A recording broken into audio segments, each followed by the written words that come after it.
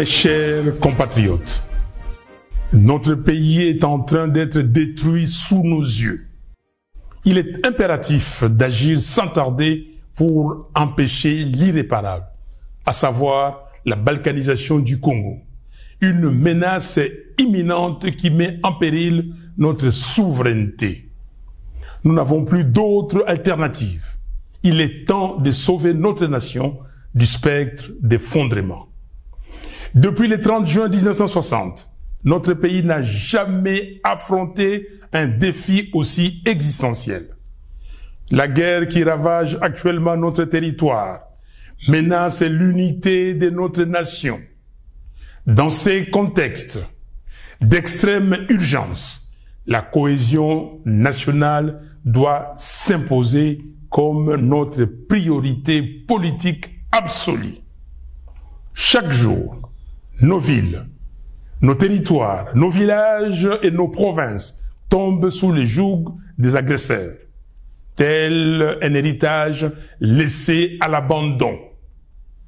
Combien de morts faudra-t-il encore pour que nous prenions pleinement conscience de l'urgence d'unir nos forces, de transcender nos divergences et de trouver une solution pour préserver les 2 345 410 km² de notre territoire. La balkanisation du Congo, insidieusement orchestrée sous nos yeux, ne saurait être tolérée. C'est un projet ignoble, une profanation de l'héritage légué par Simon Kimbangu et Patrice Lumumba. Aujourd'hui, plus que jamais, il incombe à chaque Congolais d'assumer sa part des responsabilités dans la lutte pour la sauvegarde de notre pays. Cette guerre, ces souffrances, ces vies fauchées en grand nombre nous enjoignent à un profond changement d'attitude. Nous ne pouvons plus nous permettre l'inaction ni la complaisance. Il est de notre devoir de contrer ceux qui cherchent à diviser notre peuple et à nous précipiter vers notre propre perte. Face à l'ampleur du désastre, la division interne est un luxe que nous ne pouvons plus nous offrir. L'initiative congolo-congolaise, que nous qualifions de processus de Kinshasa, proposée par la CENCO et l'ECC, constitue une opportunité historique pour mettre fin à la guerre et reconstruire notre pays. Ce projet ne se limite pas à un simple appel à la paix. Il incarne une profonde refonte de notre approche politique, une véritable révolution dans notre manière de vivre ensemble.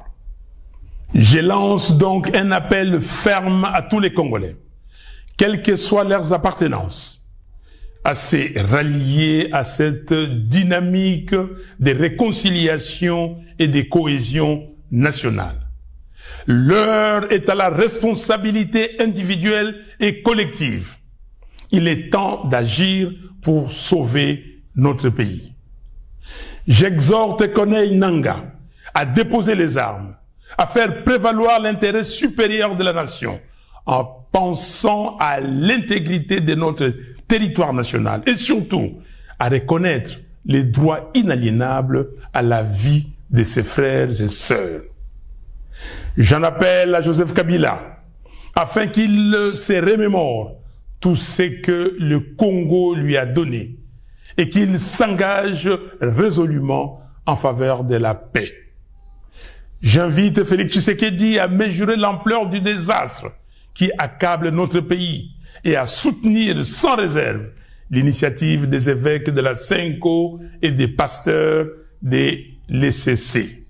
J'encourage enfin l'ensemble des responsables religieux à s'unir derrière ces processus salvateurs pour notre nation. C'est une catharsis. Mes chers compatriotes, il est impératif que nous agissions sans délai pour mettre un terme à la guerre, stopper les massacres des Congolais, en finir avec les déplacements forcés de nos concitoyens, restaurer l'intégrité de notre territoire et alléger les souffrances de notre peuple. Il est temps de replacer notre nation sur la voie du développement, du progrès et de la dignité. Que Dieu bénisse le Congo et son vaillant peuple. Je vous remercie.